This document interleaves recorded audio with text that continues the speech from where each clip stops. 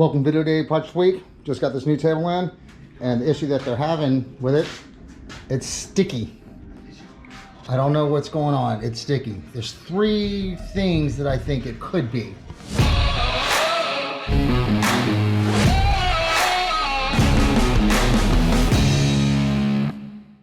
The first thing that I think it could be, why it's so sticky, is that someone had cleaned this with something, and whatever is on this surface, the clear, it kind of neutralized it and it never hardened back up again, and it just stayed sticky. Or when the stain was put down and it was sprayed, the stain was sprayed on there, it didn't dry before they put the clear on there.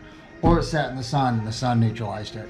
Something happened to it. So what I'm going to do is a little experiment. I'm just going to use some denatured alcohol and just kind of see what it does to the surface. See if it'll neutralize it at all. There's different products you can use to find out what is on the surface. And we'll see what this does to it. Clean up a small little area and see if it gets rid of some of the stickiness. And it did not. So this, we're going to strip this whole table. Not only do we have to strip the table, we have to cut off 2 inches from either side. I put my gauge at 2 inches, and it seems to fall right. What I was going to do is I was going to run this gauge down and make a line. However, I don't know if this surface is exactly straight. Plus, this marking gauge has got such a small reference surfaces. I really need a panel gauge with a larger reference surface to draw the line. So we'll make the line the other way rather than spend time making a gauge. I need a panel gauge anyway, but you know, I use this gauge all the time for my joinery, but it'll work for this. But I think we'll make the line the other way. We're gonna cut 2 inches off either side of this, and I've got to be mindful of screws that are underneath here. Got to make sure that I'm mindful of this. And I'll probably flip the table over, take these out, go ahead and move the screws first over in, put them back in, and then cut the side of it off. And I'm hoping that this round part doesn't fall exactly where the blade goes through. So I'll probably have to on purpose cut on one side of this line, or I'll probably cut to the inside of this line of that circle, so we don't have half the circle sticking out and I have to fix that. So, and then I'll have to round the edges. So that's what we're going to do to this. And I think I'm going to go ahead and cut it first. Draw my lines, cut it first. We'll move the screws underneath inside. Then I'll cut it, and then we'll strip it, and then we'll sand it, we'll stain it, we'll clear it. So this will be a few days. It's going to be a really cool project.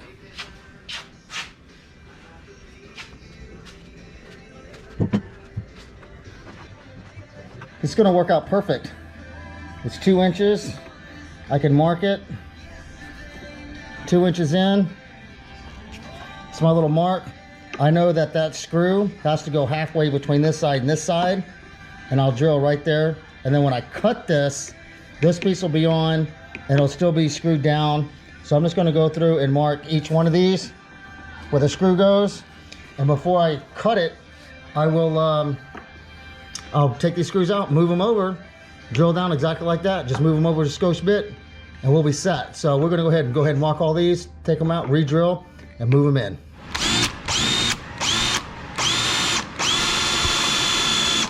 I don't want to booger up the surface. Now I'm going to drill the smaller one out with my stop on it with the brad point right in the center. That's going to be my pilot. You know, I'm nervous about putting these screws back in here with all the holes that I just drilled, because I'm going to flip it over and I'm going to cut it. I'm going to wait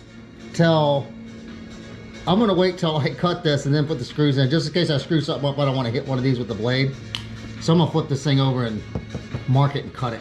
So we've got a straight edge down, and it's the appropriate length from the side, and I set my square so it's a repeatable kind of thing. I can do this side, I can do the other side.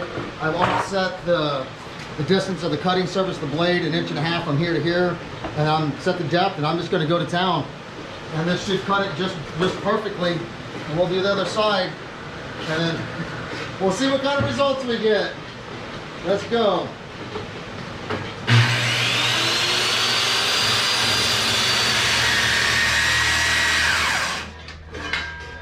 Blew a circuit breaker. That's so awesome. All right, let's go reset the circuit breaker, turn the fan off this time, and we'll finish the cut. This is my circuit breaker turner backer oner machine, because the circuit breaker is way down here. I just have my bicycle and I ride my bicycle down, flip the breaker, turn around, excuse me, and come back. So this is how we do it. Just a lot faster when you pop your breaker 14 times a day. You don't have to worry about spending an hour doing, you know, flipping breakers. You can spend 5 minutes flipping breakers, so you get more work time in. Oh, somebody already has it open too. And there we go. Let's see. I think that's mine. All right, I don't know why this is open, but we'll close it for them. We'll turn around, go back to the shop. It may not have been a breaker. It may have been the power strip in there. Sometimes that breaks, it pops. I should have looked at that first, but I didn't. So we'll check that when I get back in.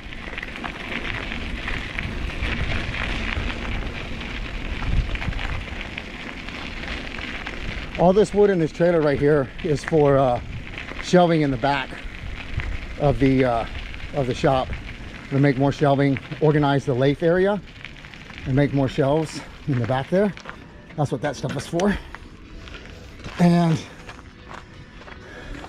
so we got lights up there, so that means a breaker, something is popped. Let's find out which one it was. The power strips are on the wall right here. See, it's got to be something down the line.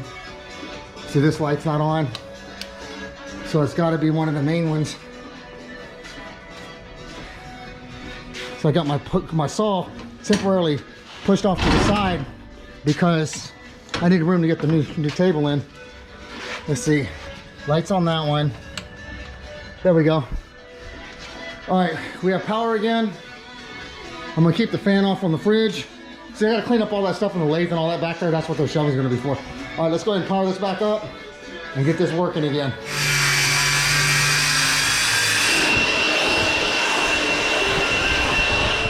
We got it done, cut. It's narrow like it's supposed to be, 2 inches off each side. Looks like the holes didn't show up on this outside. You know what I think I'm gonna do is I'm gonna go ahead and make sure that these are flat, the saw marks are out of this. I'll plane these down, and then I'll go ahead and round the corners, get the profile right, and then I'll strip it after that. I'm gonna do that real quick. The tooling marks in here. Take 2 seconds to do this, and then we'll do the other side. Round the corners, we'll strip it.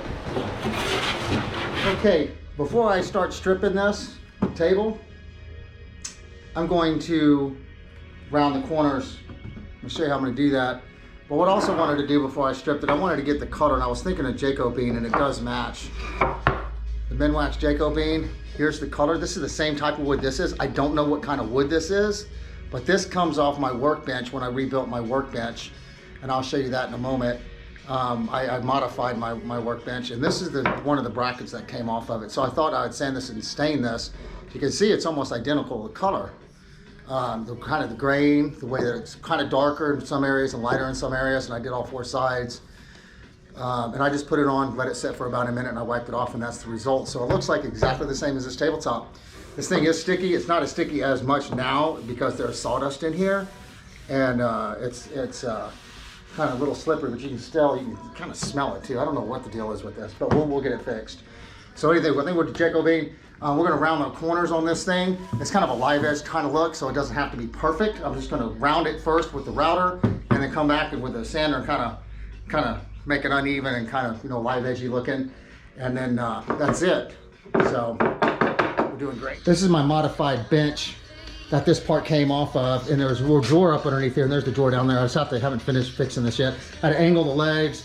I had to make this with the dogs, with the pegs, the dowels, with the hold fast. I had to make it for the dogs go in here. Had to, you know, I modified this thing big time. So, but that's what this comes off of, and it's exactly the same kind of wood as this. And that looks perfect on there. So that's what we're gonna use. First thing we're gonna do is route these edges real fast.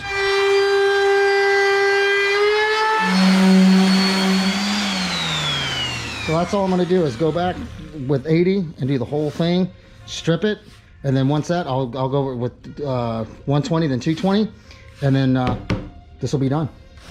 You can see the curve and how it's kind of not the same in places. The same thing with the original part here.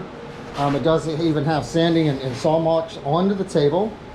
The whole thing is like that, so it's kind of a rough looking type of top, which, you know, is actually easier to do.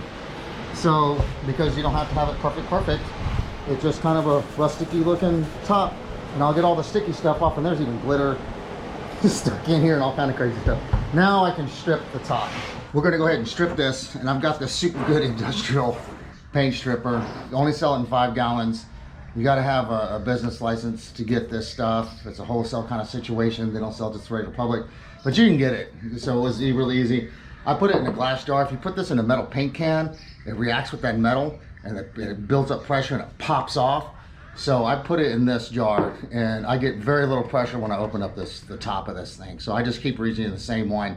So this is the stuff that I use for this. I'm gonna go ahead and start stripping it. I'm just gonna use just a scraper, and it should be maybe 2 coats on this. We'll see what happens. Get all this sticky nasty off here.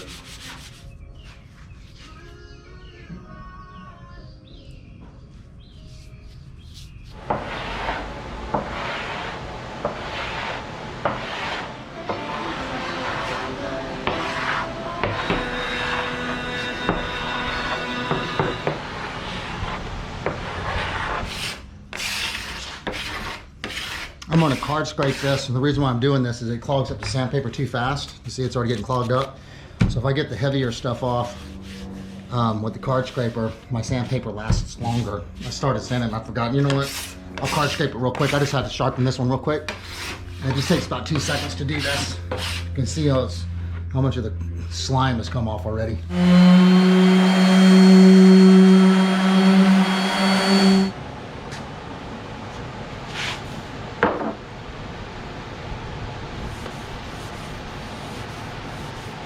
I was stirring up the wax, the stain, and I spilt it on the table. So I hope it doesn't leave marks. I think I should be able to get the spots out. There we go. So we'll get this done. It's gonna look good. Now all we have to do is wait till it dries.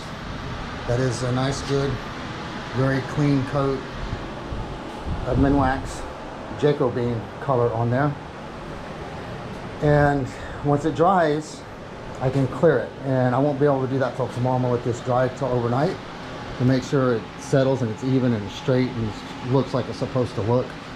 So super excited, man. It looks really good. The next step was to apply clear after this buffing of the wipe on poly. I didn't have my camera on, so we didn't get the application of the clear protectant on the last step, but that was the next step. I just failed to turn my camera on. Table is delivered. Customers are super happy. Looks really good in here. They're gonna wait for one more day before they can put anything on it, and it fits really nicely into their kitchen. Looks really good. Super happy about this one.